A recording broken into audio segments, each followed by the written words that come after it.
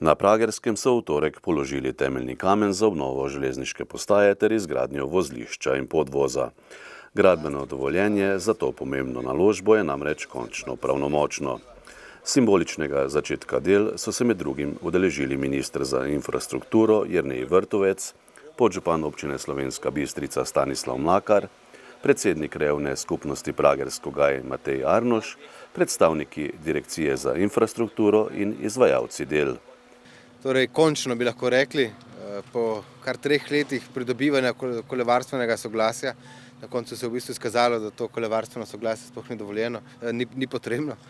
Končno lahko rečemo, tukaj danes v Pragerskem bomo začeli z gradbenimi deli, namreč gradbeno dovoljenje je z današnjim dnem pravnomočno. Na Ministrstvu za infrastrukturo vodimo številne projekte na železniški infrastrukturi. To želimo narediti moderno, ekonomično, učinkovito, hitro. Zaradi tega, da se bodo lahko državljanke in državljani lažje prevažali po Sloveniji, zaradi tega, da bo tudi tovor lažje stekel. In to je doprinos torej trajni mobilnosti, pa tudi slovenskemu gospodarstvu. Ta projekt je res ključnega pomena ne samo za lokalno skupnost, ampak tudi za celotno Slovenijo. Gre za stičišče 3 poti, od Ljubljane proti Mariboru in potem naprej proti Hodošu in tukaj gor proti Šentilju in je res izrednega pomena. Investicija ocenjena na kar 88,9 milijona evrov, ampak pozor, od tega smo pridobili kar 40 milijonov evrov evropskih sredstev.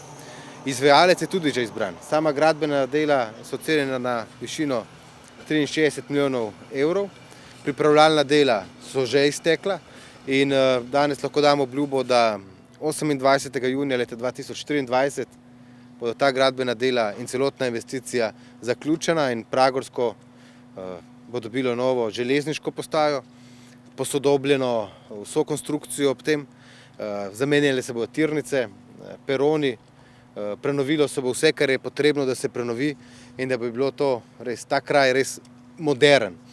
Hkrati pa to bo pomenilo poživitev za celotno regijo. Tega sem jaz izjemno sem vesel tudi podpore v vladajoči koaliciji temu, da posodabljamo železniško infrastrukturo.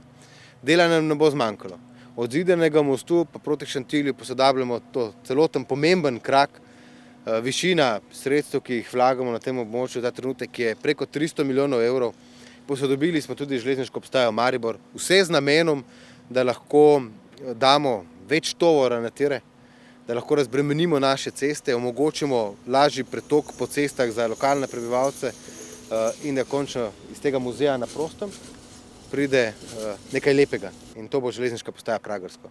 Če želimo imeti prenovljeno železniško postajo, potem moramo tudi neke druge ukrepe sprejeti. Jaz verjamem v to strpnost, povezovanje lokalnega prebivalstva v tem času, v naslednjih 24 mesecih. Mi bomo naredili, kar se da po najboljših močeh, da bomo pač v 24 mesecih to investicijo zaključili in da se potem spusti tako tudi cestni promet, tako da pridemo do prenovljene železniške postaje, te vse ostale pripadajoče infrastrukture. Danes je za nas, prebivalce občine Slovenska Bistrica, še posebej pa za krajane krajevne skupnosti Pragersko, res en vesel in zelo srečen dan. Saj kot smo se že prej pogovarjali, tisti, ki poznamo Pragersko 50 let nazaj, je popolnoma identična situacija danes, kot je bila pred 50 leti. In resnično se je treba zahvaliti obstoječi vladni garnituri z vsemi pripravami, tudi pred tem časom, potem tudi seveda naši krajevni skupnosti, tudi ljudski inicijativi, ki je na tem področju delala, ki je delovala v smislu, kdaj bo se spremenilo, kdaj bomo nadgradili, kdaj bo podvoz, ne pa, da bi ovirali ta prizadevanja in resnično moramo biti občani in krajani krajevne skupnosti zelo hvaležni. Sam kraj Pragersko se bo po zaslugi izgradnje te infrastrukture z moderno postajo, z podvozom, zatem tudi z peroni in vsemi spremljajočimi objekti zelo spremenil, zelo moderniziral. Se pravi, bo tudi kraj Pragersko dobil res na eni dodani vrednosti in bo resnično bistveno lepši.